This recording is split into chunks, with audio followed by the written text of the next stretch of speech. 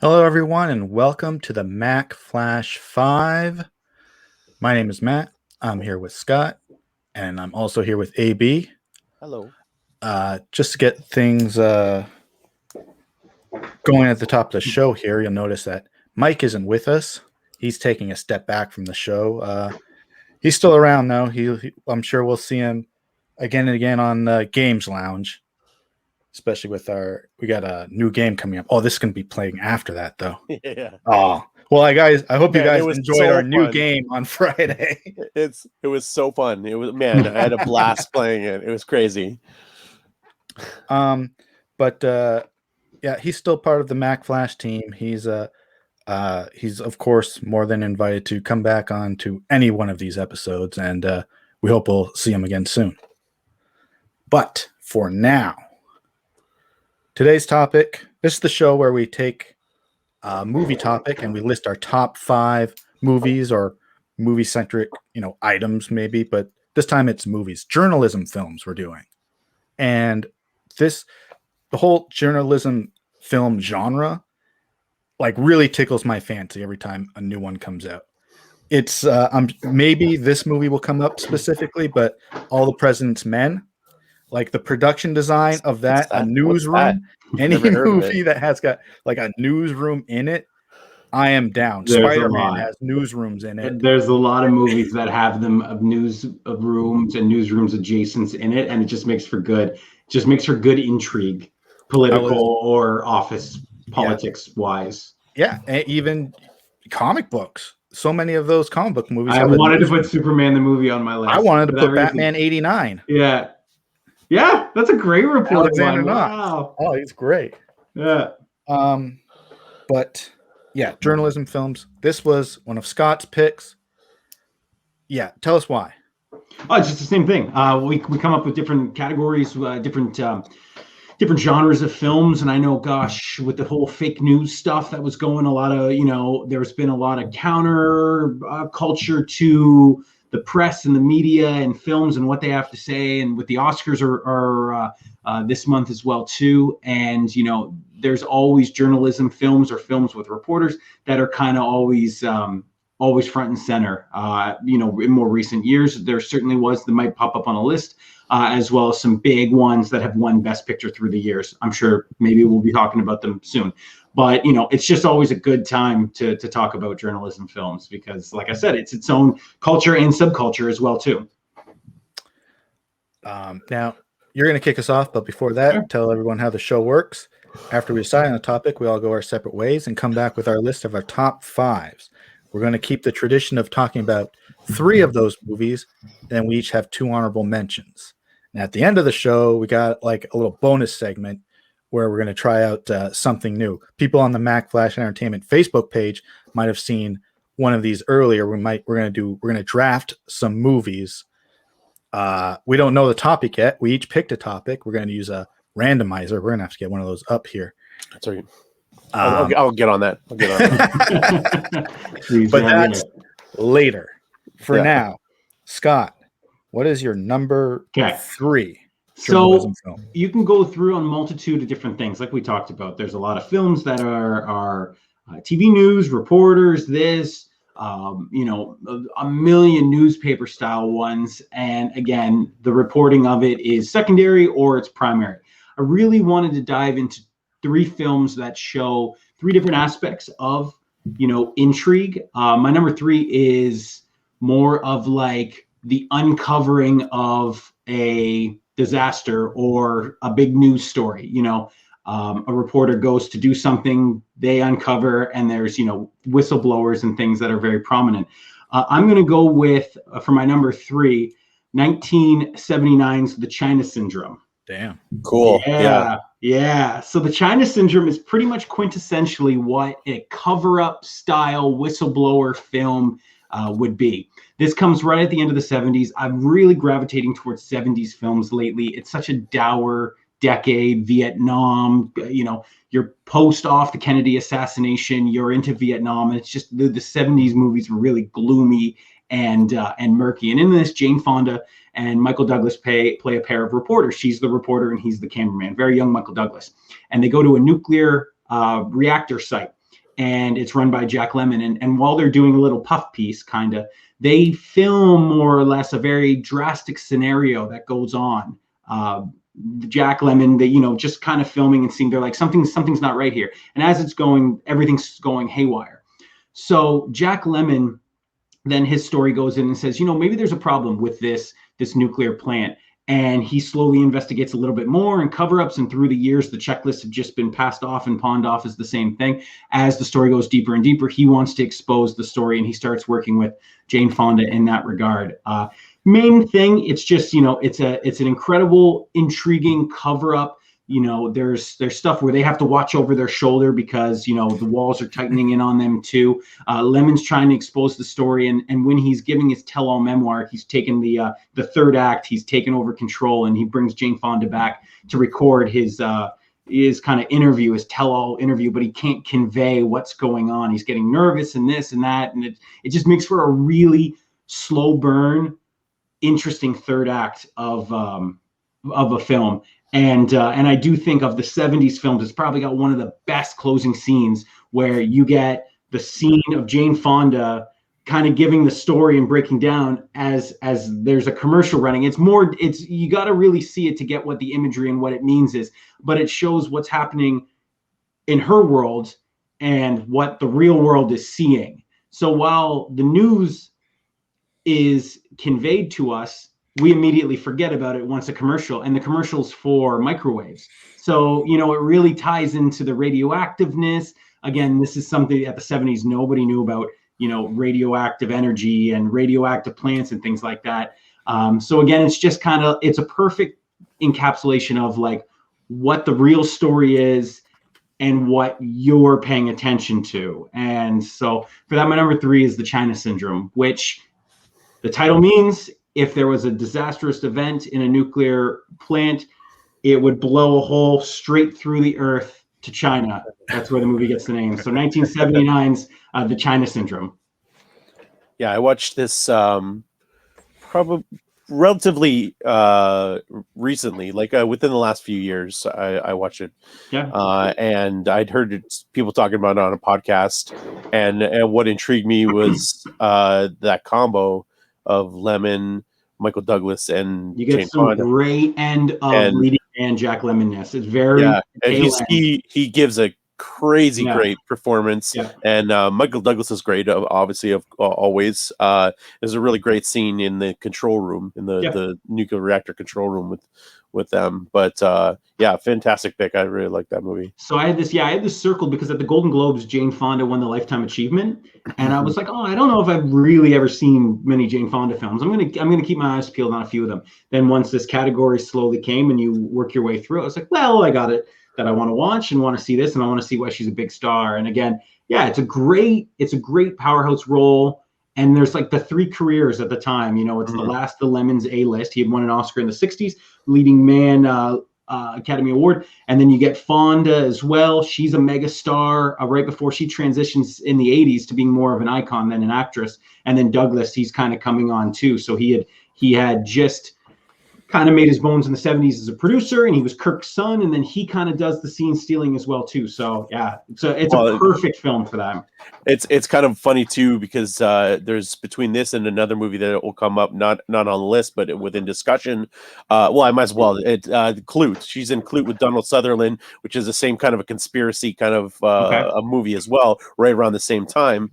And she takes a lot of these roles within the 70s, and you see her transition into being super politically active after this. Yeah, right? And she marries Eddie Redmayne's character from Chicago 7. Tom. Gosh, what's his name? Yeah. Tom Hayden. But I'll figure out. The character that Eddie Redmayne plays is marries Jane Fonda for like 10 years, so that's why she becomes more of an activist for sure. Yeah. So I think that this is Tom Hayden.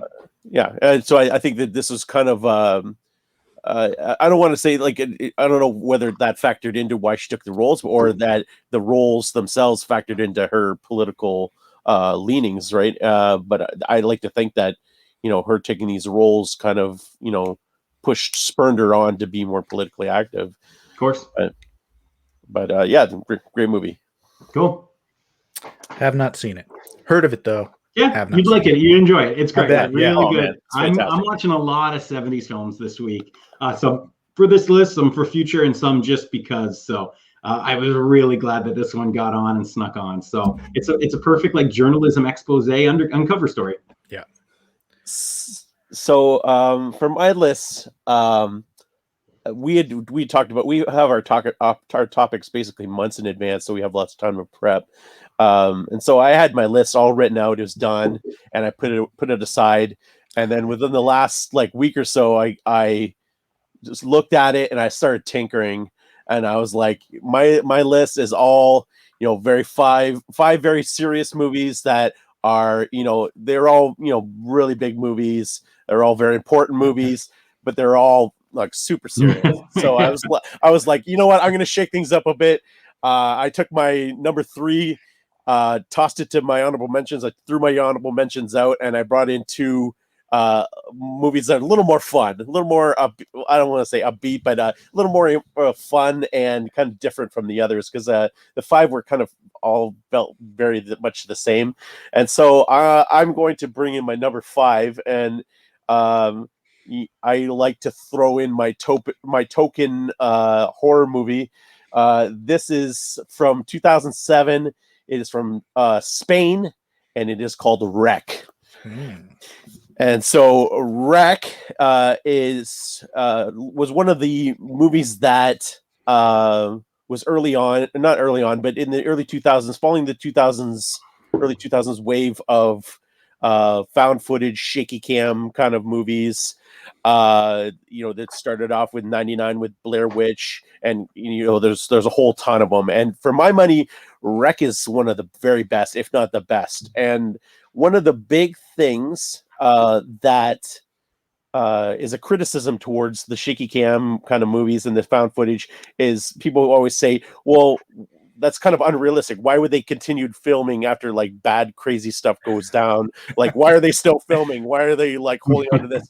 And so Wreck is about a news team. And so there is a news team led by this female reporter who's played by Manuela Velasco, who's very attractive, very fun to look at. And she is part of basically a young news team that is making fluff pieces. They're on this program called While You Were Sleeping, or something along those lines. So they go out and they film people doing jobs at like midnight shifts. So and so for this particular piece, they are going to a fire station and they're interviewing the firemen that are, working the midnight shift, and kind of going through things. And while they're on doing this, while they're filming on location at the fire station, the firemen get a call. And so they're like, oh man, let's jump on board and let's go with them. So they go to this building where something has happened. We don't know what's happened, but something has happened. And madness, obviously bad things ensue. I will not disclose anything that happens, because things start to unfold throughout the film, and so I don't want to give away any spoilers. But I will say that the building is quarantined. You'll see the yellow tape across the doors there. The government and everything quarantines the building, so they're all stuck inside and they can't Is this leave. the base of the Jennifer Carpenter movie Quarantine? It is. That is the I was just going to bring that up. That is the American version. I've seen that one. Film. That one's disgustingly shaky, and I remember being like, I can't watch this. I left the theater because it was way too shaky. Yeah, I remember you saying that too. Okay, because I'm like, okay. And so what I really love about this, and this is like out of all the shaky cam found footage stuff, this has some legitimate scares. Like, this has got some stuff that really gets me, and it's kind of creepy. But what I really love about it is that this is a hungry news team that's trying to get out of the fluff pieces. So there is a reason why they keep filming. She keeps telling the cameraman, keep filming, because there's like a government conspiracy kind of thing happening. And on top of that, there's like crazy stuff happening with like what's going on inside the building. So there's an actual reason why they're continually filming. And then, so that on top of that, they go back and they're like, what just happened? So they're like, I don't know. Did you see what happened? Oh, I don't know. Did you see what happened? No, I didn't see it. And so they'll go to the footage and they'll rewind the footage back and be like, oh, holy crap. You see that? That's crazy. That's crazy. And so like it factors into why they're continually filming, why it's happening, why we're still seeing it. And so for that, like it made a lot more sense than like, oh, look, I got a handheld camera. Oh, I'm just gonna keep filming despite my friends all getting murdered, like the rest of them. But there are 3 other sequels to this one. I think there's Rec 2, 3, 4, which are all whatever. They're fine. They're not great. But the first one, I will stand by. The first one is fantastic. The Quarantine, the American remake, really sucks. I did not enjoy it as much. But for nobody 2000 Quarantine. Yeah, exactly.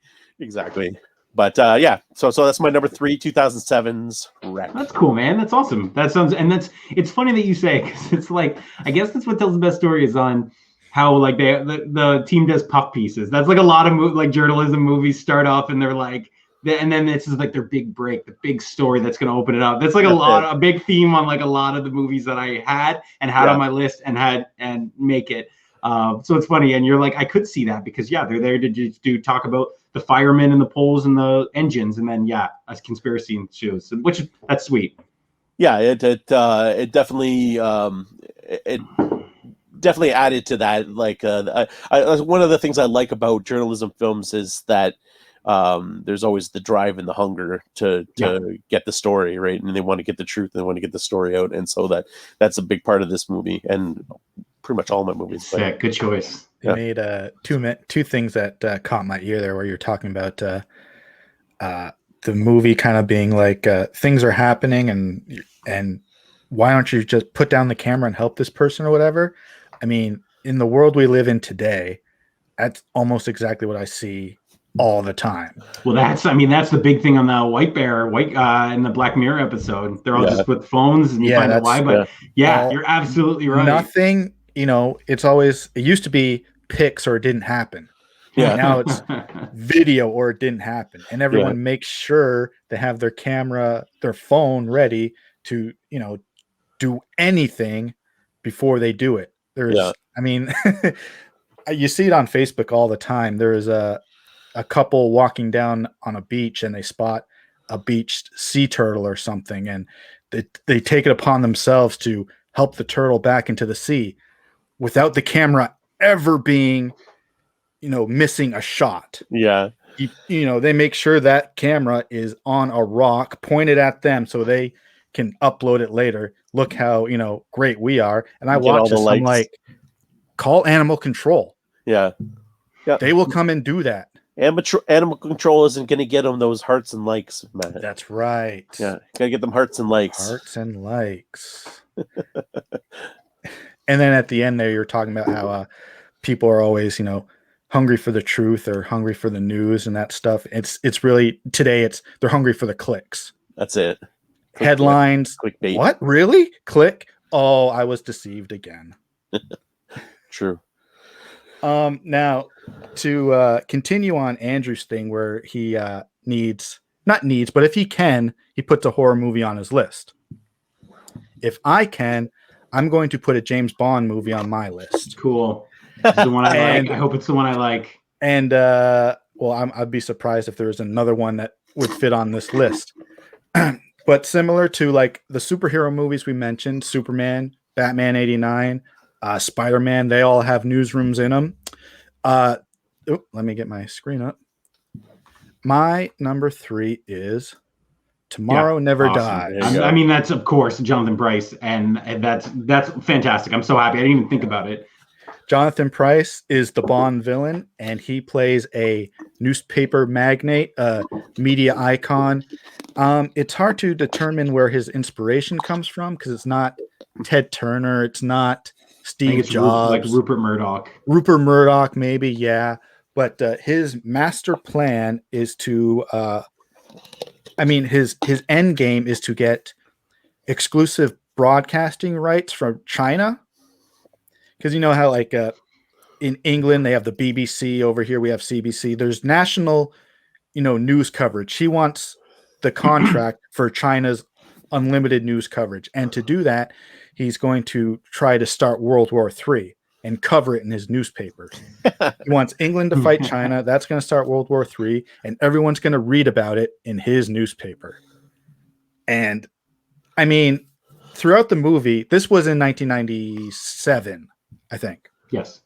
And throughout the movie, he likes to list off all of the things he owns. He's got newspapers, magazines, television, and radio. And then today, you hear people talk about, you didn't need to send James Bond in to take this guy out. The internet was going to do it like 6 months. Yeah. But as far as journalism goes, that's the only, that's the main plot of the movie is James Bond is being sent in to stop this news tycoon. And it was, of course, I was never going to fit it anywhere else on any other kind of list except this one. And as soon as I saw it, or I was reminded, I was like, yep, I made like, silent promise. If James Bond fits on a list, it's going on there. I appreciate that. As soon as you said that, I'm like, Tomorrow Never Dies does that. And Tomorrow Never Dies is great, man. It's the second Brosnan film. Terry Hatcher's the Bond girl. You get Michelle Yeoh. Yep. It comes in at the halfway point. And yeah, Elliot Carver's a good villain. And I remember I had the PlayStation game. I got the PlayStation game for Christmas, and I played that a ton. It was like a free range shooter. GoldenEye wasn't on PlayStation, so this was one that was, and it was almost as cool to me for it. And yeah, I love it. I mean, Tomorrow, that's great. You wouldn't have showed up on any other list. So yeah, this one's great because it was Bond takes on like the turn of the century news magnet. So I saw that one in the theater. Here's a funny story. So a friend of mine worked at the theater, and so we would get to see free movies all the time if we wanted to. And so I decided there's a whole bunch of movies I wanted to see that were out. I was going to do them all in one day. And so it would have been, I guess, 97. Was that when that came out? 97, because 97. So I would see Titanic, Jackie Brown, and Tomorrow Never Dies all in a row on a Saturday. I got there at like 11 in the morning, and I left at like midnight. And so it's like back to back to back. It's like Titanic is like 3 hours. Yeah. Jackie Brown is like 3 hours, and Tomorrow Never Dies is over 2. So yeah, it was like I was there for the entire day. So that was the last of a triple feature with two stacked up against 2 3-hour movies. So yeah, that was fun. That's awesome. Yeah. Cool. Scott. Okay, I'll continue. I'll keep firing away. I'll continue here. Ooh. My number 2. Don't even know how to set this up. It's one of the greatest movies of all time. It's mainly my main inspiration for it. Like I said, I'm going back through 70s films. This was one that I remember watching in high school, and it speaks to me on the fact that it has handsome leading men. It has a true story. It has political intrigue and political cover-up. It was mentioned earlier, and it's 1976's All the President's Men.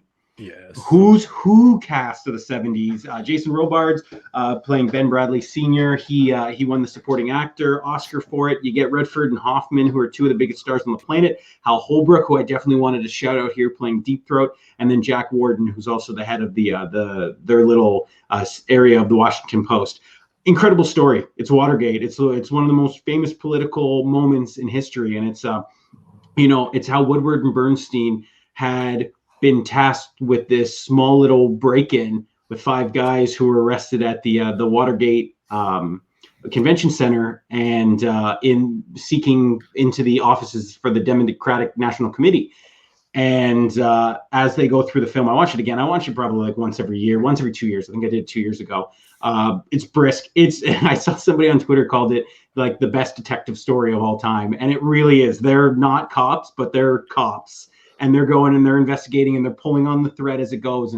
And why is the lawyer here connected to G. Gordon Liddy and this? And as it goes to the CRP, which is the acronym CREEP, which is the Committee for the Re-election of the President. And as it slowly goes through, they're connecting the dots. And Deep Throat, who becomes Mark Felt in real life, knows, and he's kind of steering them along the way. And as they are, they're getting met at dead ends because the ways that they're exploring, nobody will talk to them because they know that the office of the president, who is at the time, the most powerful man in the world, Richard Nixon, coming off his second election, is having his guys, H.R. Haldeman, his chief of staff, really muscling and doing his dirty work for him. Watergate's unbelievable. There's so much tied to this, and why Nixon even had to commission this and sign off on breaking in to the Democratic committee to steal their files and effectively their game plan. It's so fascinating and interesting when you think about it. Mainly you see the story of Nixon, who 1972, he carried 49 out of 50 states. He won 500 electoral votes. He destroyed George McGovern. So you see, he didn't even need it. He didn't even need to do this. He was like kind of paranoid because a poll a year before had him trailing like somebody else in the Democratic side of things. But once it came to the election, he was the most popular man in America. But because if you track this all back to Kennedy, that election, Joe Kennedy Sr. kind of played a lot of like fast and loose with the votes in Chicago. There was deceased names on these ballots. Nixon, being the hot gentleman, took the high road. I don't want to fight this. It's bad for the country. 12 years later, he comes in. He knows the only way to succeed is by dirty politics. So you look at all the story and the through line and the character of Nixon is just so fascinating. And again, Woodward and Bernstein, Bob Woodward, who is still making news for the Washington Post, had a huge 2 tell-alls about Donald Trump, one of which just coming out, Trump's handling of the pandemic, and having the audio tapes of him admitting and knowing and all this. That was a massive story. Bob Woodward still at it, icon. So for that reason, unbelievable story beginning and it's 2.5 hours. It flies. Honestly, I watched it last night again. I'm like, this movie's 45 minutes long. The pacing is incredible. An iconic film, one of my all-time favorites. And as far as, investigative journalism, it's print media, back when print media was the king, and it's a true story. And the best thing about it is even the ending scene. You see tick, tick, tick, tick, tick, tick, tick, tick, tick, tick. The story gets published, and then you just find the date. 13 months later, President Nixon resigns from office, and that's the ending. And you're just like, holy shit! Like you just saw the whole film, and then the whole burst of it. You just blows over, but you know the true story of it. So what an incredible directorial decision. So my number 2 is All the President's Men. Now the ending you just described was my biggest problem with the movie when I first saw it. I first saw this movie maybe nearly 10 years ago. Okay. And I heard, it's a big deal and everything. And I watched it, and then the teletext is going by, and then the movie ends. I was like, that's it? When does Robert Redford get to arrest Nixon? That's what I was expecting. Goes in the office, That's funny. But I think that's amazing, and that's like the great trait because you know the story, you know what happens, and I mean they burst through this movie. Nixon gets elected in 72, he's out in 73, the book's out in 74, the movie's filming in 75, out in 76. This is unbelievable. Yeah. Carter's elected pretty much off the back of this movie coming out too, and just that last little bit, which had been in the news. I mean, we put ourselves in the 70s. The people knew all the stories. They knew Nixon boarding the jet, all that stuff. They knew the Ford pardoning, which is unbelievable unto itself. So you just see it and it glows over it, and you're just like, we just watched the whole really seedy behind the scenes of it all. It's almost like a whole season of House of Cards you just saw, and all the political chess pieces and the dominoes. But you're right, once it breezes through, and if you don't know the story, you go, oh, that's odd. But once you know, and all the other stuff, and who went to prison, H.R. Haldeman, you're just like, wow, this is unbelievable.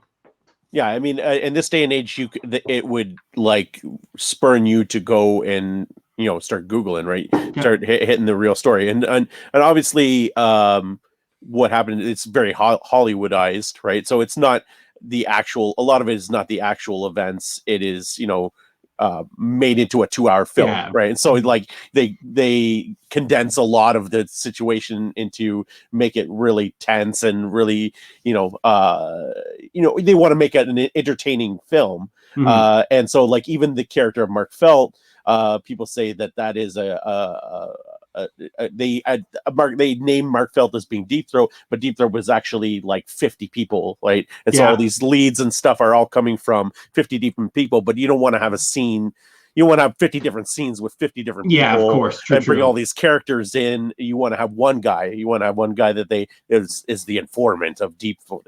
Yeah, right? the shadowy and with the right. It's all when they were making the movie, Robert Redford asked Bob Woodward, the real Bob Woodward. It's like, we're trying to cast Deep Throat. And, he wasn't going to tell him who he was, but he said, we're thinking of Hal Holbrook. Is that close? And Bob Woodward is, that would be perfect if you cast Hal Holbrook. Yeah, because he looks like a Holbrook looks like a politician, right? He looks like a guy who would be in that position to spill the beans. But I saw this. I saw this a little too early. I would have been when I was, probably in my teens, going through the Best Picture lists, right? And so I watched it. I enjoyed it, but I didn't know what was going on because I knew at that point I had known nothing about American politics. And so as I got older, started learning more and knowing more.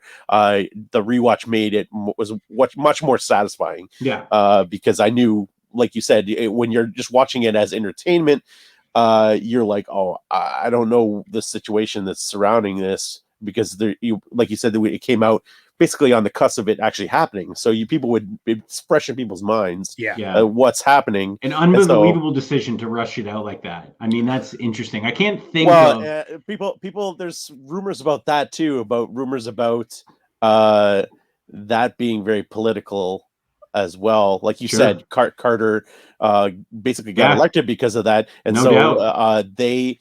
they almost wanted that to push the Democratic Party into being elected. I totally see that and thought of that, because I'm like, that's wild that it got, because you can't think of too many stories now. I mean, I can't think of many things that happen that get like rushed. Like, obviously we talked earlier this year about the big stock stuff and they're going to do with that. But even The Big Short came out like 6, 7, 8 years after the housing crisis. They had all those crappy 10 years? 9/11 movies, right? Like the Nick Cage one came out like a decade later, though. Was it? No, there was one that came out really, really early. Well, they did that firefighter movie. Yes, that's what I'm talking about. I guess Nick Cage came out 5 years later, but okay. Still, the Ladder 49 came out was really to like honor the firefighters who lost their lives during. But even like 5 years, even 5 years after 9/11, like that's pretty fresh. It's still really fresh to have that. Like, we all watched that too live, so we didn't need to see it dramatized right in front of us 4 years later. But anyways, that's my number 2. And like I said, it's at the top of the list. Same thing. I watched it way too young.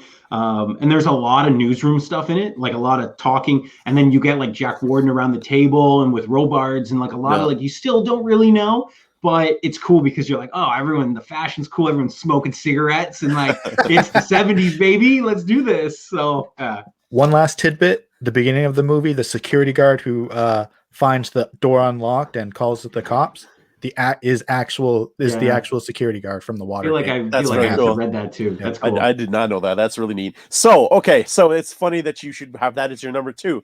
I already brought up 1971's Clute.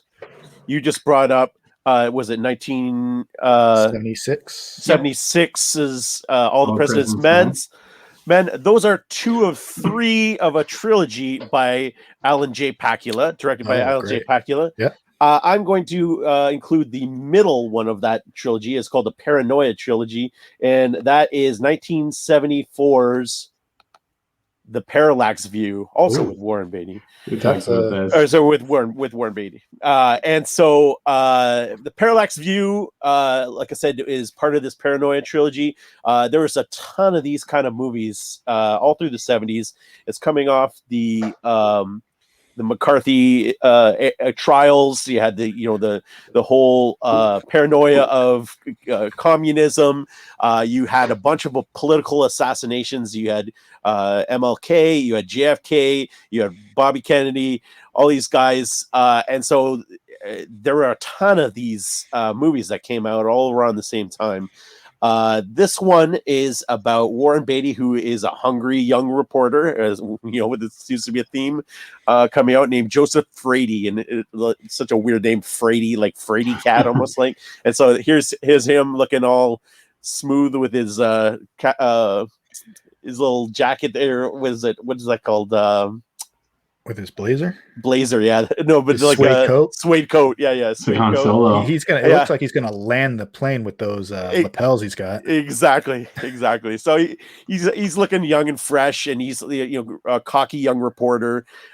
He is at one of the political conventions in Seattle at the Space Needle, and there is an assassination, and so there's a whole bunch of people there that witness it, and for months after the fact, a bunch of those people that witnessed it all start dying off in these like accidents.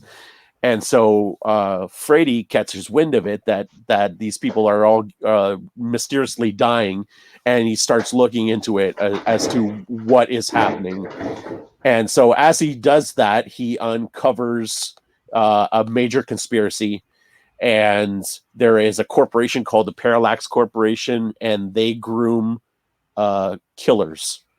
And so he kind of signs up to take their tests and to be a killer, and kind of gets involved with them. And so it goes deep within the whole conspiracy, and it plays out. And I won't give away the ending, but I just watched this last year. I had the Criterion Collection. It just got a Criterion release last year, first time on Blu-ray.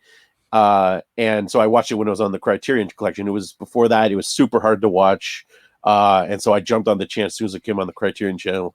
And honestly, that the ending of this movie, and don't read into it, because the ending of this movie floored me. And it, like, to have a movie floor me like that is pretty rare. And so it got to this movie, and like I was like, honestly, I was like flabbergasted at the ending of this movie. I did not see it coming at all, and it just floored me. I was just like, whoa. And it was one of those movies where like an hour afterwards I was still just like shook. I was just like, what just happened? Like I did not, I should have saw that coming, but I didn't see that coming. It was just one of those movies that really gets you. It's like Pakula is a fantastic director. He's directed a ton of stuff, but he has this down pat where he just caught really tense thriller, and it's tight, right? It keeps you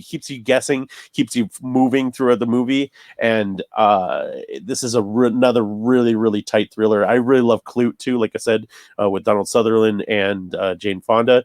That if that had been Reporters, I would have made my list, but it does not. It's a detective and a call girl. It's a call girl and then a detective. They team up, but the same kind of deal. It's like basically the same kind of formula where they're unpacking this overall conspiracy that's unfolding. And I cannot recommend the Parallax View enough. It is a tight thriller.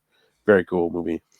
I came up on a ton of lists, and I think I messaged you. It definitely stood out to me. But Beatty's done two very like high regarded. This and Reds are on a ton of lists when you Google journalism films. I've never seen either. I actually shockingly have not done much Beatty. I mean, off the top of my head, I feel like I've done Heaven Can Wait, Dick Tracy when I was like 5, which like this, and then like Rules Don't Apply recently, and it was awful. So I'm just like, I missed all the good Beatty. So now you haven't done Bonnie and Clyde. You haven't done Bonnie and Clyde. I don't think so. I mean, I'm doing it for another episode 2 months from now, but I've never really done Bonnie anything. And I've seen him give Moonlight or La La Land Moonlight's Oscar. But as far as it, I'm like, I see this and I'm like, oh, a political like. Oh, you're loving political like journalism movie with Beatty, and Beatty's young and handsome, and I'm like, this is awesome. And then we kind of talked, and you're like, that might be on mine, and I was like, okay, sweet. I'm all in on. I gotta do more Beatty, man. Like, well, you're doing 70s films right now. It's perfect time for it. All I'm watching. Like, don't read. Okay. I know you love to read up and things. Do not read on it. Okay, no. I can go about it. No, I'll go with that. You want that bottom drop. Actually, what's funny is I was gonna watch this. I was gonna watch this or my number 4 when we do honorable mentions, and my number 4 made the list, so I chose that movie over watching this movie because I kind of knew it might have been on yours. Yeah. But this one's next up on my queue, so cool. That's very cool. Very cool. Yeah, you'll like it. Matt, have you seen it? Have I? No, I was just about to say. I'm looking at my Pakula section of my shelf here, and it's got Clute and All the President's Men. So there's clearly You got to move space. that Room for space. one more. Yeah, moving Yeah. space in there. There you go. Oh man, that's fantastic. Yeah, you'll like it too. Yeah, you'll definitely like it. Okay, moving on to my number 2. This movie I saw for the first time in high school. It was a media English class, and it was, a movie day, and so the teacher decided to put this on. I don't know how to describe it because Rotten Tomatoes has it at like 32%. Right. But for me, and especially for this topic, it is 100%, useful. Oh, I keep doing this. My number 2 is Mad City. Okay. Yeah. Now, this has Dustin Hoffman is a local, not small town California news reporter. And his career is kind of going not the way he wants. He's doing an interview with a curator of a natural history museum, and that's his gig for the day. Not fancy at all. He wants something better. In walks John Travolta, who was recently lost his job at that museum, and pulls out his shotgun and decides to take the museum hostage, which includes Blythe Danner, who's the curator, and a kindergarten class who's there on a field trip. Dustin Hoffman is hiding in the bathroom, and just like William Atherton in Die Hard 2 gets to a phone and starts reporting what's happening. It's, it took me on I watched it today. I watched clips on YouTube earlier today, and then I watched the movie when I got home.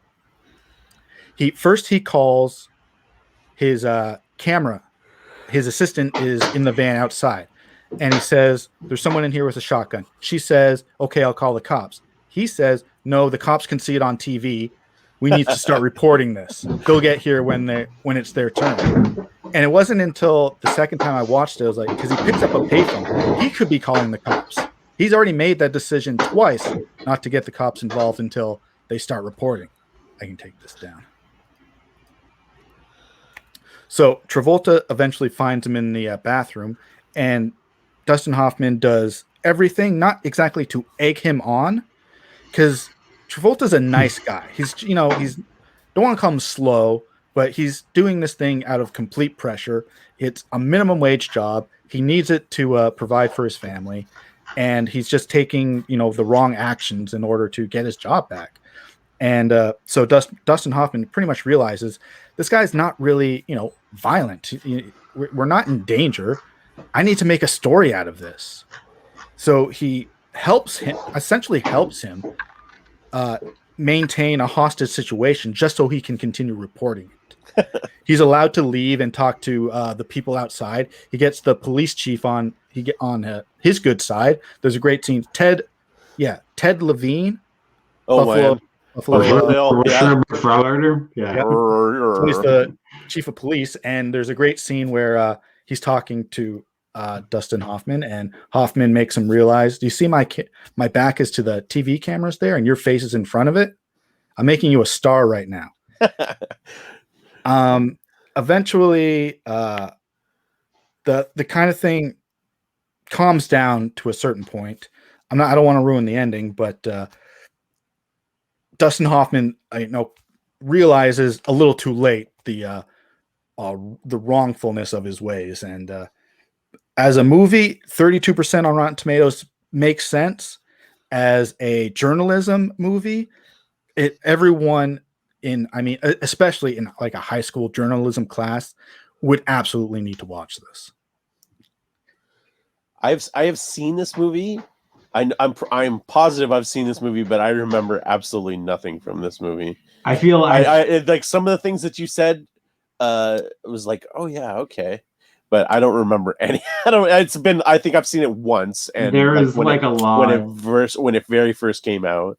I remember bits of it. I think it was on TBS a bit, but like there was a lot of like disposable 90s films Like This again, like, 1997. John Travolta, Q. yeah, John Q, exactly. Q, the Negotiator. Yeah, like the Negotiator. What else? Like the client is, but you know what I mean. The problem was the general's daughter. Like the ones like that whether or not they used to churn out and that. Mhm. And I remember the Mad City poster and like the 90s, but I couldn't tie. Man, that's a great poll. That's what this list is for. Your list rules, man. Your list is movies you're never going to use. You're like ever on other stuff. That's awesome. That's amazing. Thank God there's no more quizzes. But I would suggest to everyone to see. I mean, there's a lot of I mean, like the one I pointed out. I mean, he's there next to a phone. Call the cops. Yeah. He really does nothing to. Are you cinema sensing this? Yeah, I guess he really does nothing to stop the situation from happening. He has so many opportunities to, and I'm speaking about Dustin Hoffman, to end this, but he wants to keep it going because it makes great TV. Yeah, Awesome. exactly. Yeah. Cool, man. Okay, I'm going to hammer up a few honorable mentions here. Honorable mentions. Yeah, one of the ones we had talked about, my number 5. So my second honorable mention, somebody earlier said Joe McCarthy, Richard Nixon. My number 5 is Good Night and Good Luck from 2005, directed by George Clooney. I just rewatched it again. It's actually on YouTube right now, so I had it on today while I worked down here. Lovely shot, black and white, the aesthetics. And like I said, it's the true story. It's the behind-the-scenes true story of Edward R. Murrow taking on Senator Joe McCarthy about the communism and whose defect and in the 50s. Witch hunt. The big witch hunt. Great cast too. And I forgot Downey had such a big part. Downey's like the third lead in this. You know, you're not going to get that Downey anymore. Like he doesn't do this. So that's nice. And then my number 4, another movie I watched recently. It was on a list. I had never seen it. It had always missed my radar. And that's 1981, Absence of Malice. Paul Newman, Sally Field. Beautiful. And then Wilford Brimley with an all-time Hall of Fame heat check performance in the third act as the assistant ADA. But Absence of Malice is mainly the main important thing. I want to spend 30 seconds talking about this. You know, and Paul Newman says it. The newspaper runs with the story that Paul Newman is responsible. He's a mobster's kid. He's clean, but fuck him. He's a mobster's son. He's got to be dirty. He's wanted for the murder of these people. 0% true. He wasn't, but it's how his life is ruined. And Paul Newman has, you print the story that I'm responsible, but newspapers never print that, what happens after the verdict's, wrong. No, they never post it on the front page. The damage is already done. So that's the kind of film that dives deep into the question on what happens with the wrong allegations and what happens to people's lives. And, it's great Paul Newman, it's great Sally Field, and it's unbelievable Wilford Brimley. So, yeah, my 4 and 5. Awesome. I'm bringing up mine. Okay, so my number 5 was my number 3, but I thought it was a lot too much like my number 1. And so my number 5 is Year of Living Dangerously by Peter Weir. From 1982, starring Mel Gibson, Sigourney Weaver, and Linda Hunt, playing a Asian man, of which she won. Is that a woman? Yes, and which she won the Oscars. And so I watched this the other night, and she is so good that I kept forgetting that she was a woman. Like, she is so good. She is so great in this role, and she is really the only really great thing about this movie. Movie kind of gets into a love story, and kind of it should really be about Billy, who's the photographer there, and this is all about the movement in Jakarta, and so she is fantastic in it, and it's just such a weird thing for them to cast a woman to thing, and it was crazy. Anyway, the other one, I don't know if you can hear it. Yeah. Oh, there we go. You know what it is? From like Axel F. It is Harold Faltermeyer, and that would be from 1985, Fletch's theme. Oh, yeah, Oh that's my right. God, it We is. talked about Wow. And so Chevy Chase at his all-time Chevy Chaseness, his apex mountain, his apex mountain This is Chevy. is Fletch. And so I threw out a couple pictures there for you, Despin. So I like that. I appreciate that. Lakers. Thank you. He has a great scene as a Lakers season. I think he's 6'8" with the 5-foot afro or something. They say to announce him as, and he plays with Kareem. He catches a pass from Kareem. And a great scene with Kareem. Anyway, forever quotable, super quotable. If you don't know Fletch, what's wrong with you? Get out there and watch Fletch. So yeah, those are my honorable mentions. Oh yeah. Sorry. My honorable mentions include, I forget what order they're in, so we'll be surprised. Frost Nixon, Of course. One David of my favorite Frost, movies. his famous interview with Richard Nixon, and because Nixon never had a trial, we gotta put him on the spot, ask him questions, and let's see if we can get him to admit it, and he does.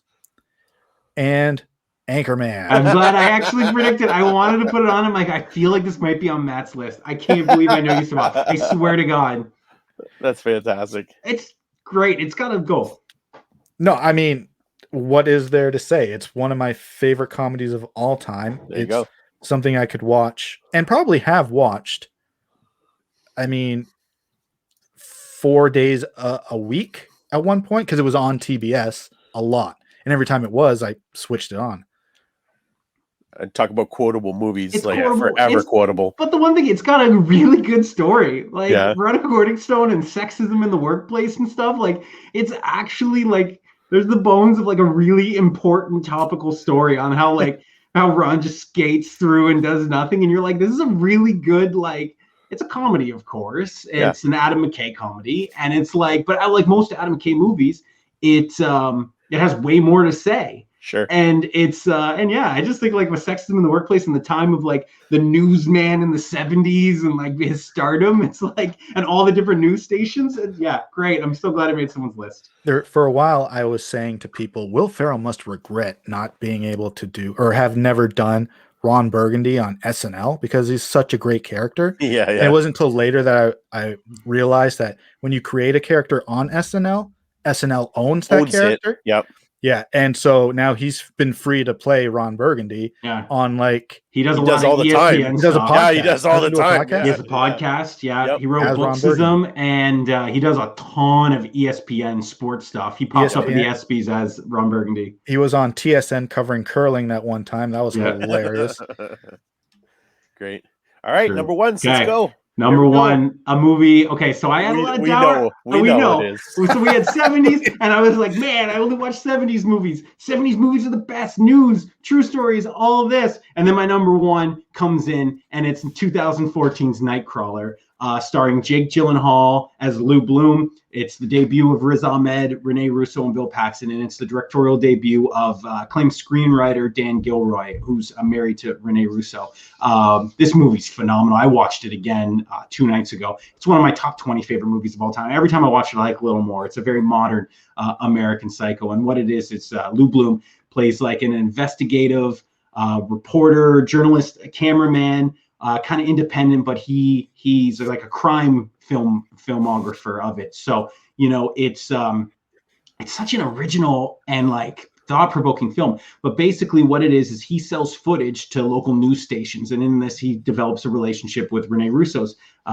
She's the head of this one news station in Los Angeles, and it's the main theme of the film is like the symbiotic relationship between like unethical journalism and what he does and consumer demand, and how like if it bleeds it leads, and that's what gets ahead. But my God, Gyllenhaal in this movie is playing 3-dimensional Star Trek chess while everybody else is playing checkers, and you just see him through the mind of like this ultra hyper motivated over sensualized like sociopath who like will do literally anything to get ahead, and doesn't matter who he steps on or how he plays everyone like a fiddle or pawns or anything to get what he needs. And through it, Bill Paxton plays a rival in it, and they have their tete-a-tete.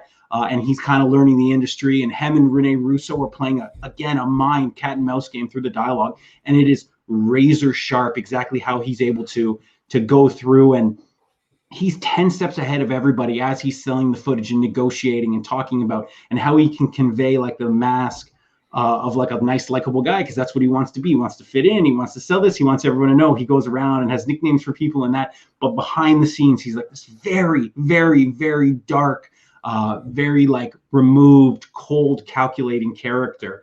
And the one thing I laugh at is only one Oscar nomination for this, and it was in original screenplay. And the one thing I like kind of hated about 2019's Joker, everyone's like, what a magnificent film into the dive of a dark psyche. And I'm like, Jake Gyllenhaal literally just did Joker 5 years ago, but because it wasn't a DC property, no one cared about it. Yeah. I don't even know how many people even know about this movie. This movie is beautifully shot, beautifully lit. It's tense in like 15 different scenes. It just builds upon the tense and suspense. Scenes with Gyllenhaal and Riz Ahmed, and Riz is so perfect, and he's an Academy Award nominated actor now. So you see them go together, and how he just like kind of plays with them, and he's like a lion, and everyone's like a little mouse, and Riz Ahmed he's kind of just like waiting before he eats them ultimately, and chews them up and spits them out. And as he's kind of like manufacturing these scenes to film to get ahead, it's just an unbelievable. Like, I saw this movie 3 times in theaters, because I'm like, I can't believe movies like this exist. And I hope they still do moving forward. I feel like something like this would be like a show or a limited series, but like, they don't do movies like this. And I'm glad that it's more modern. I'm glad that it's recent.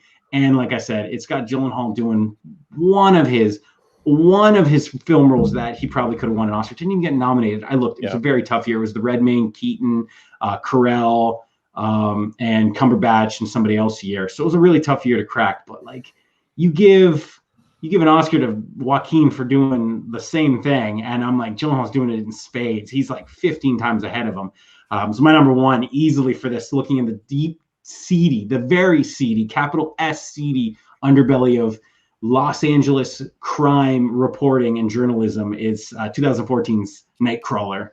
Well, you brought it up too, that the movie escalates, and like he has to up the ante all the time, and everyone in the theater or everyone watching the movie knows the end result. Like, what's coming, where this is headed, and it's still exciting right up until the end, right? That he's like characters like this, and we've talked about it on previous episodes, where you play with fire and you're gonna get burned, and you're gonna you play these and you're burning all these bridges and playing all these people. What is gonna happen to these guys, where they just continue to like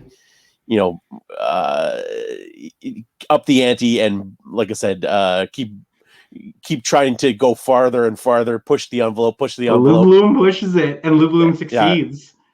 And then until he doesn't. Spoilers. Until he does. I do you know how it ends? Yeah. Lou Bloom's fine. Yeah. Yeah, he's aces through the whole film. Yeah.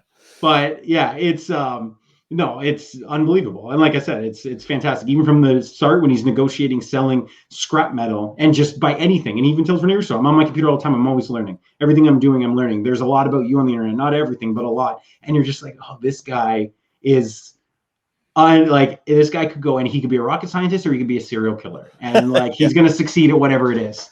Yeah. I saw it in theaters. I've only seen it once. Awesome. It was I'm in glad you theaters. saw it. Yeah. And the one scene that really sticks with me, I'm trying to remember if it's live or he gets the tape to the station and they're just talking over it. But he gets to I forget what the situation is in that house. When he's in the house, yeah. Yeah. Is that live when he's going through it? Yeah. It is. Because that's what they're talking to him, and then he's like, yeah.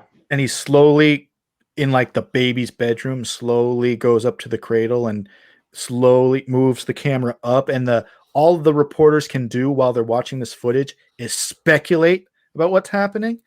He points it down at the baby's crib. There's no baby in there. Everything's, fine in a way, but just on the edge of your seat. It's like, please don't show me, the worst thing you could possibly see on TV. And no, they don't. It's just on the edge of your seat. It could be bad, That's why you're watching it. And there's lots of conversations about that later. There's scenes on YouTube where he and Rene Russo talk about, he got the price for something and he's negotiating, but that was Mexican guys in a shootout and no one cares about this. This was the white collar crime that he filmed there, and he knows that it's double because the white viewers are going to watch it and be scared, and they're going to be the ones who tell all their friends about your footage. And you just look and you're like, 3D chess, guys. This guy's on another astro. This guy sees color, like sees music in color. This is so far ahead. Awesome. What you got, pal? All right, my number one. So my number one is a Best Picture nominee. It did not win. It lost to a movie that was on another one of my lists, and that is from 1984, directed by Roland Joffrey, and that is The Killing Fields. I saw this movie way too young. Way too young. Like, I saw this movie probably in grade school. I want to say in grade school. We had the VHS in my house. We had I think we still have the VHS. Still at my parents' house. This movie is about the Cambodian killing fields in Cambodia, and it is about the news reporters that are filming it, but mainly it is about a friendship between two guys. And you have Sam Waterston, and you have I don't know how to say his name, Hoag Tun S. Noir, who won the Oscar that year, playing Dith Pran. So Dith Pran is from Cambodia. He is the translator for Sydney Schanberg, and this is all a true story. And so Dith Pran, the guy who played Dith Pran, I don't know, I can never say his name. He was not an actor. He was not an actor at all. He was actually a doctor who was from Cambodia, who experienced all this himself. He was in a concentration camp in Cambodia, went through this whole ordeal himself, and he was brought on to be basically one of the main characters in this. If not, I think this is actually he is the main character, even though it kind of revolves around Sam Waterston's character. Dith Pran is really who the film is about, and so they're covering the events of the Inuit, and it's the Khmer Rouge, the Communist Khmer Rouge Party, who are going in and just massacring everyone in the area. They're coming in and killing anybody who's from Cambodia, and so they're trying to evacuate all these people. They are trying to evacuate all the non-Cambodian people, all the journalists, and so you get a turn from young Julian Sands and a very young John Malkovich. Malkovich is the photographer, and he's this hotshot reporter who's kind of like playing it loose and goose and like just running wild. And so like you think he doesn't care about anything. He's just this wild hippie kind of guy. And you see all these characters kind of come together. They have all these European reporters and the American reporter, who's Sam Waterston, kind of come together and try to help. And so they're, like I said, they're trying to evacuate all these people out. And so Dith Pran gets his family out. They get him out on a helicopter, and he tells Sydney, I'm staying. I'm a reporter too. I'm going to stay and help you. And so he knows that he could get killed. And so there's a bunch of situations where they almost get killed. There's a whole thing where, like I said, they all come together and try to get a fake passport for an incredible scene where they try to get a fake passport for Dith Pran so he can get past checkpoints. And it's an incredible scene where they're, all these guys from all these different countries are rallying for this guy because they care about him. Like I said, ultimately, it's about the friendship between the two guys, Sam Waterston, Sydney, and Dith, and they ultimately they have to leave him there. He gets captured and he gets put into a concentration camp, and the whole last third of the movie is his plight in the concentration camp. And then as he escapes the concentration camp and has to wander across these fields and fields of just bodies upon bodies, and there's just some like it's not really gruesome, but it's gruesome enough to make you go, holy crap, like this is a real thing. This is a real thing that these people went through. This is a real thing that this man who's in this movie went through. And I will say, like I said, I watched this super young, and up until that point I didn't really know about these kind of things that were happening in other countries. So this was an important film for me, and that it opened my eyes that these kind of horrible things are happening throughout the world, and are happening to these other people. These kind of like massacres and atrocities are happening in other countries, and with now we know about it because we see it on the news, right? When then there's even there's stuff that we don't hear about still even now, but we see it on CNN. We see all these terrible things happening. Back in the 80s, you wouldn't have known about any of this stuff. You could have read about it maybe in the newspaper, but to actually see it live, or not live, but like to see it on screen being portrayed, it had a really major effect on me as a young kid, to realize that these kind of things happened in the world, and horrible things happened to these people, and it was very eye-opening. So I really appreciate that I saw it young, because it kind of changed my mentality that the world does not revolve around me and what's going on here, that there are these things happening around the world that we should care about. But so yeah, that's my number one. I mean, what you just said is like a testament to like the definition of a journalism film, and like you should.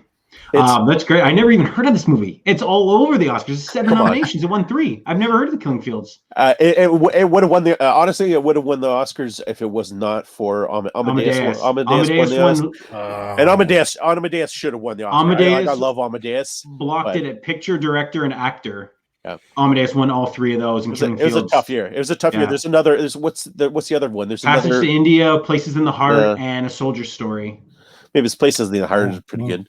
But it was a really good year. It was a really good year that year, and like I said, this could have won the Best Picture, and it maybe should have won the Best Picture. Probably. It's a fantastic film. Cool. And I watched this. I watched this when I first made my list, which has been a few months ago, and this, like a lot of movies like this, do the thing at the end where they show the real guys, and it gets me every time, because I just start bawling my eyes out, because I'm like, these people are real. This happened to these people. This is a real true story. All these things. This isn't like I had said. There's another movie. The other movie on my list there, You're Living Dangerously. It was all fictionalized. You can watch that, and the events were real, but it was all fictionalized characters, and it didn't really happen. This doesn't really happen to these two guys. And they maintain their friendship for life up until Dithpron. Dithpron, you could read up on Dithpron. He's got an incredible story. Even him after the fact, he's got a crazy story, and he had like threats on his life all because of this movie. There's a whole big thing about this movie. It's a fascinating deep dive. If you go into deep dive of this film, there's a lot. The movie's based on the book The Death and Life of Dithpron. So. Or the death and life. Spoilers. But it's pretty. If you do a deep dive on it, you will not be disappointed. It's a fascinating movie, and a fascinating story behind those two men. Oh, way to bring us down. Well, see, now you know. While I could have left these other 2 movies on there, and those other 2 movies that would have been like just down and dour the entire time. The other ones were Network, and what was my other one? Network's so overrated, man. I watched Network over the holidays. That movie, we'll talk off. That movie's so overrated. I mean, we could talk. Oh my God. I don't disagree with Network being overrated. That movie's so overrated. It was funny because Ned Beatty got an Oscar nomination for that, for like Best Supporting Actor. He's got 5 minutes of screen time. Sure. Yeah. Oh my God. That's all I hear is Patty Chayefsky's script. And it's like, okay. And he like talks about the way it is, and he becomes like this televangelist. Like, it sucks. You always, so it goes back to what we were talking about earlier. the All the President's Men, right? You look at that movie now within the context of now, and it doesn't mean that much, right? Because now that kind of journalism and that kind of craziness is everywhere. That's basically the norm now, right? We have your Alex Joneses, and you're going to get a lot of this stuff in the Trump era. You're going to get a lot of Trump era movies coming in the next 2 years. That's all we've had. It's all we've had for nothing. But like back when that movie came out in the 70s, journalism was pretty much looked up on as like the pinnacle, right? Yeah. And so like when this movie came out, people were like, this is outrageous. This movie's crazy. This would never happen. And then fast forward, even like 20 years, not even, and it's the norm. It's the new norm now, where that is journalism. And so it's the same thing. Like you watch that movie now, and of course it's overrated. You say it's like a thing because we're living it now on a regular thing, and you don't even think about it. But like when that movie comes out, it's like, holy crap, this is nuts. Like this is craziness. Maybe. Okay, Matt, tell us why Network's your number one. Nope, it's number one on the internet's list, but not mine. My number one, to bring us back up just a little bit. Right. AB and I were talking about our lists earlier today, and he was trying to narrow my number one down because he thought it might have been Fletch. Yeah, because I was like, Fletch is a very Matt movie, so I was like, I don't want to steal for one of my honorable mentions. I don't want to steal your thunder for number one if it is Fletch. So and then you gave me the hint that you were talking about Fletch, because the clues the two things you asked, like, is your number one a comedy? And I said, yeah, it's classified as a comedy. Does it star an SNL alumnus? I was like, yeah, it does actually. And I thought maybe he was guessing my number one would be Anchorman. And then he said, okay, I'll take mine. I'll take it off the list then. And I was like, are we talking about the same movie? And then he showed me a picture of Chevy Chase. And I was like, oh, that's another one. You're right. But my number one, I'm so glad, is broadcast news. Oh, okay. There you go. Albert Brooks was on SNL. Okay. I was trying to figure it out. I was like, what could it be? Like, yeah, I forgot. I love this movie. When Scott picked when he picked this topic, I was right on Amazon because I've been meaning to buy it for a while, and add to cart Criterion. Absolutely. It's the story of it's the story of the three characters here, played by William Hurt, Albert Brooks, and Holly Hunter. You start the movie seeing them as kids, and they you get a firsthand, youthful look at their personalities. Holly Hunter plays as a kid and as an adult. She's very dedicated to her job. At one point, she's doing her homework, and her dad says, honey, go to bed. You don't want to become obsessed. And then she goes to him in the living room. She's like, I hate that word. She's very, she's just passionate about her job. And it takes up like her social life, essentially. She doesn't like fluff pieces for the news. She doesn't like staged news. At one point in the movie, her and Albert Brooks are in like South America or something, following some rebel army. And one of the guys goes down to sits down, and the camera guy says, oh, let me get a shot of you tying your boot. And she bursts in, like, no. We are not staging the news. Sir, if you want to tie your boot, go ahead. If you don't, that's fine too. Because that's real. It's not, directed. And that's how she sees the news.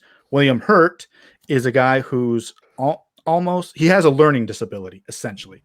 He can read, he can barely write, but he gets by on his good looks. Yes, right there. Yeah. Everyone has said that his entire life. So where do they put him? They put him in front of the camera. He can recite everything he hears in the earpiece right into the camera and not miss a beat. But what he wants to do is tell his own story. He finds it very difficult to do so. Albert Brooks plays a very smart kid who's like graduating high school at like 13 or something. And he's getting bullied, and that's when you see him as a kid. And so when he grows up to become a man, he knows how to report the news. He knows how to write the news. He keeps all this information in his head. He wants to be in front of the camera, but it's essentially kind of said, you don't have what William Hurt has. in the looks department, essentially. William Hurt and Albert Brooks are both falling for Holly Hunter. When I was watching this, it was very much like when I watched it the second time. I watched it a few years ago, and then I watched it recently. And there was something really striking me as to like I really like this movie. Why is it? And the more and more went on, I was like, oh, this is what a classy Kevin Smith movie would be. I mean, you could replace these three characters with the cast of Chasing Amy, and and they wouldn't miss a beat. It's almost the same personalities in a certain point. With like more an upclass writer, like more upclass dialogue. James L. Brooks, who just came off of Terms of Endearment, and he swept the Oscars with that one. This one was his next movie, nominated for like everything, but nothing won. And that was a bummer. And I forget who they were all nominated against, but I was certainly like, oh yeah, I guess that they would have won for sure. Because every time I see this, I'm like, why didn't Albert Brooks win? I can tell. Can I just pipe in here? I can tell you exactly why. Because the lead, whoever would have been nominated for lead, let's say it's Brooks, he would have lost to Michael Douglas, and the supporting would have lost to Sean Connery. Because I watched this movie for my birth year, 1987. It just missed it. It was my 5. It just missed it on that list. This movie is fantastic. This movie is so lovable and like fun. I wanted it for this one. It was probably my 6 for this. I tried to go a little bit hard hitting and a little bit more like it'll certainly show up on another one. I'm so glad it's your number one. I watched this movie on like Boxing Day to get it on my birthday list because it was nominated. It came out in 1987, so it was like perfect for that. Just missed by a hair. I'm so glad you picked it, but that's why it didn't win the Oscars, because Connery and Douglas, because those were 2 movies that made my birth year list. What year? What won the Best Picture in '87? Well, that would have been 1988 Oscars Best Picture. Let me take a look. Wall Street? No, Wall Street wasn't Best Picture. No. Last Emperor. Oh, yeah. Yeah, the nominees for Best Picture were Last Emperor, Broadcast News, Fatal Attraction, Hope and Glory, and Moonstruck. Yeah. Oh, bummer. Yeah. How about Broadcast News having Jack Nicholson in a 6-minute cameo? Great. It's unbelievable. It's an all-time heat check. What's the big story that they do? I think William Hurt does. Yeah, he wants to do a story about date rape. Date rape, yeah. And a lot of the newsroom is like, that's not news. That's human interest stories. We don't do that kind of stuff. But he's like, no, I can get people to watch it.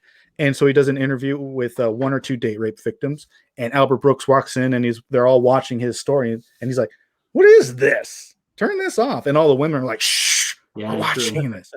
And the big, not reveal, but William Hurt and Holly Hunter are, they're about to hook up when it's discovered that, during his date rape interview, he's talking to the woman, and the camera switched back to William Hurt, and you see he's crying to her story. And Albert Brooks is like, well, he only had 1 camera. How did they do that? And so Holly Hunter goes to the editing bay, gets the footage, and discovers that he interviewed her. Then they turn their cameras for reverse shots of him. It's supposed to be like nodding and stuff. And you can hear the chit chat between him and the woman he's interviewing. And she says, it looked like you were about to cry. He's like, I almost did. I wonder if I can get a tear going. And he gets a tear going. So for her, that's fake news essentially. Yeah. And so they like call off their romance. And that's kind of what ends that's what ends their relationship. But Jack Nicholson, the other, like I guess it's the A plot of the movie. Their station is losing money. They're going to close up. And there's a great scene where Jack Nicholson comes to their local station to like say, thanks, guys. It's been real. We loved all your work. And he's talking to the station manager, and he says to him, "It's too bad we have to shut this down." And then he says to Jack, like, "Well, if you knocked a 0 off your paycheck, maybe we keep this going." And Nicholson turns to him. He's like, and the guy's just joking. But Broadcast News, one of my favorite movies, and certainly number 1 for this topic. Glad. That's amazing. Yeah, it's a really good. Yeah, it's really good. News. Never heard of your number 1. Love your number one. Oh man! Oh, if you want to be bummed out, watch my movie. It's funny. There's a few movies that are similar to my number one. That came out. Blood Diamond and I didn't even think about Blood Diamond. And what's the one that came out with that has Don Cheadle in it? Hotel Rwanda? Or the Yes, Miles. Hotel Miles. Rwanda. Oh, okay. Hotel Rwanda. I watched Hotel Rwanda and Blood Diamond back to back when those came out, and holy cow! Talking about being depressed. I was depressed for like days after watching those two back to back. But it's the same kind. It's the same kind of deal. You're just like, oh man, how can people be so awful?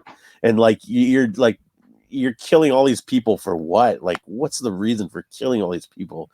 But anyway, yes. I digress.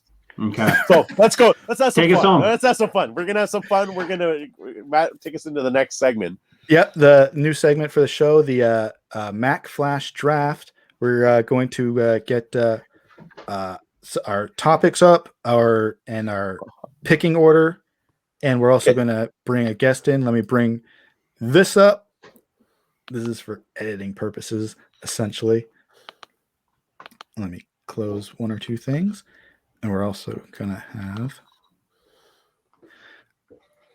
And we're back. And we have Jersey Jim with us. He's going to join us for the draft. He was there for the first one, and he was excited about doing it again, so we have him on. Okay. Now, I guess... So I've got a randomizer. I've got a randomizer with the topics. Okay. And so we decided on 3 different topics. So we're going to have them on a random. And so we've got baseball films, Steven Spielberg films, or sequels. And so we're going to pick from that. We would have had Jim put one in, but that was kind of last minute for him to join us. Okay, so I'm going to hit the randomizer. Here we go. What do we got? What topic? Steven. Wow, Steven, you truly are the king of kings. Okay. That was the one I wanted the least. Woo, fireworks. Okay. Now, how are we going to... Okay. Oh, yeah, I didn't write those ones down. And so we're going to get the randomizer in here. We got Jim. We got Jim. We got Scott. Scoot McNary. Scoot McNary. AB and Matthew. All right. Oops. All right. So we're going to randomize the order. Here we go. For first pick. Yep. Okay. And so what we'll do is we're going to pick 5 and do snake draft. Yes. We're going to do whoever gets this is going to go first. And then we'll go around clockwise from whoever gets first, right? Okay. Gotcha. Right. So whoever gets picked on the first one, it'll go round the horn. Yeah. Okay. So with the first pick is going to go to Jim. Okay. You don't want to... We can... Well, I guess it wouldn't matter. Can you take Jim's name out and then just do us 3? Because we can rearrange our settings here. So, do you want to do that, or just have it as random like this? Okay. Oh, he got taken out automatically. There we go. Oh, okay. Okay. So next, I don't follow. Why are we doing it twice? We're going to do it for each one. For Jim. Okay, Scott. So I pick second. Okay, and then it's down to us. Yep. Me. Sure. And then I'm last. Damn it. Okay, and pick twice. You're my guy. That's awesome. That's a great place. Yeah. All right. So Jim, it's a very good place to play. Scott, AB, and myself. Okay. Perfect. Okay. Yeah, there we go. So we're gonna go around the horn. So is somebody writing these down this time? Yeah, I got them right here. Okay. Oh, Jim, we can't hear you. Oh, this is gonna be nuts. Oh, I get nope. But I get to pick twice. Yes, 2 in a row. Yep. All right. Damn.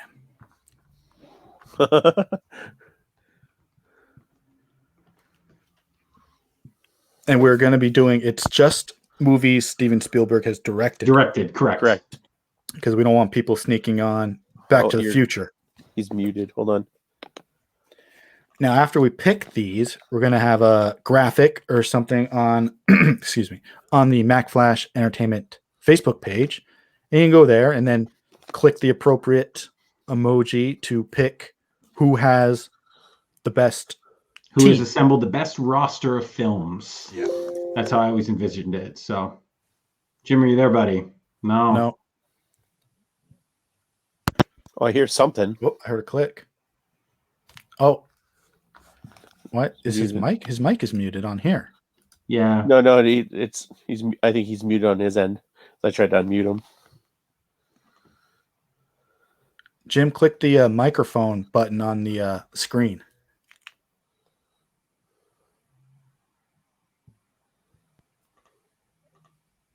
No. No, but now if you can. Thanks for coming out, Jim. Bye.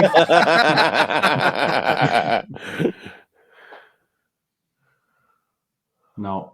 Better now? Yeah, There you there go. you go. Hey, all right, Let's there we roll go. that. For some reason, I keep on plugging my headphones in and it won't let me select. That's so much better. Good to hear your voice. Okay, first overall pick. What do you got in the Spielberg draft? Okay, so just to be clear, it's only directed films, correct? Correct. All right, then I'm going with Jaws. Credited director. Can't pick Poltergeist either. With the Then first I go overall with pick, you take Jaws. Jaws? Okay. Yes. With the second overall pick in the Steven Spielberg draft, Team Scott selects from 1993 Jurassic Park. Yeah, Oh. of course you do. All right. Well, I got to go 1981 Raiders of the Lost Ark. Leave me. Okay, these are my top three. What do you got? Okay, I get to pick twice. First pick will be E.T. the Extraterrestrial. And my second pick will be Indiana Jones and the Last Crusade. Nice. Okay, this is tough now. All right, so I'm going to take with my second pick. I'm going to go with Catch Me If You Can. Okay. Ah, lovely. Okay. Oh my God. Okay. Well, number two, I'm going to go with probably the most important film of the 90s. I'm going to go with Schindler's List. Sure. Very nice, very nice. I will go with Saving Private Ryan. Okay. Yeah. And for my second pick, I will go with The Color Purple. Wow. Color Purple, huge Combine performer. I didn't even have it in my top 10. I'm going to go following up with Minority Report. Oh, okay, that was my next one. Yeah. All right, I'm going to go with Close Encounters. That you love. Okay. Give us two, buddy. The plate scrapes of Hook and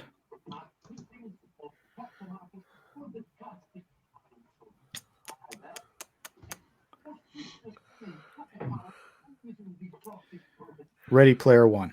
Oh, dang. I did not know. I think you were going to go there. I had Ready Player One high. Yeah. Okay, crap. All right. Was not expecting that. I'm going to go. Can we do we're not playing the sequel game where you can't play two of the same franchise. So I'll go Indiana Jones and the Temple of Doom.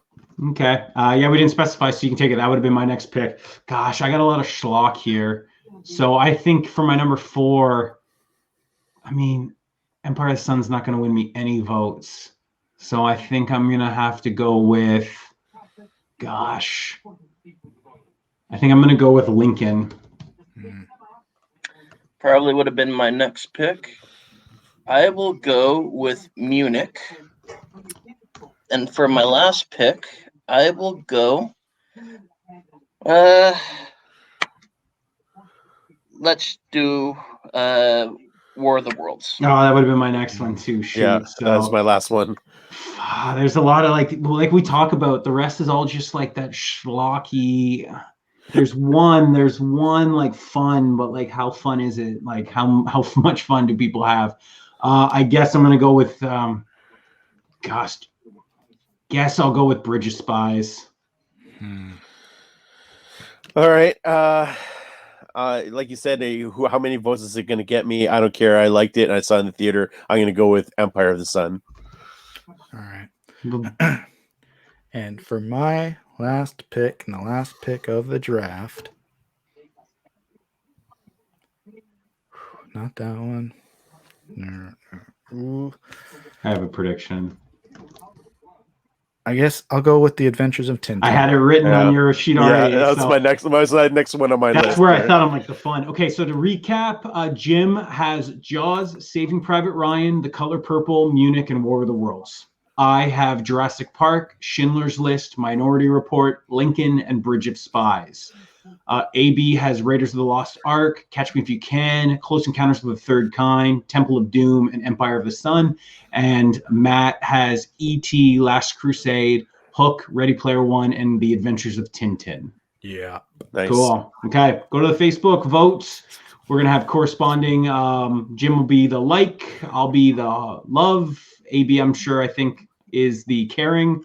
And Matt, I think, will be haha, but that will confirm on those. So vote like your life depends on it. Vote or die. All right, and that's going to end our show. We want to see your lists of our top 5, the journalism films. Like, share, subscribe. Follow Mac Flash on Facebook and Instagram. Jim, thanks for coming out. Thanks for having me. Scott, AB, I'm Matt. We'll see you guys next time.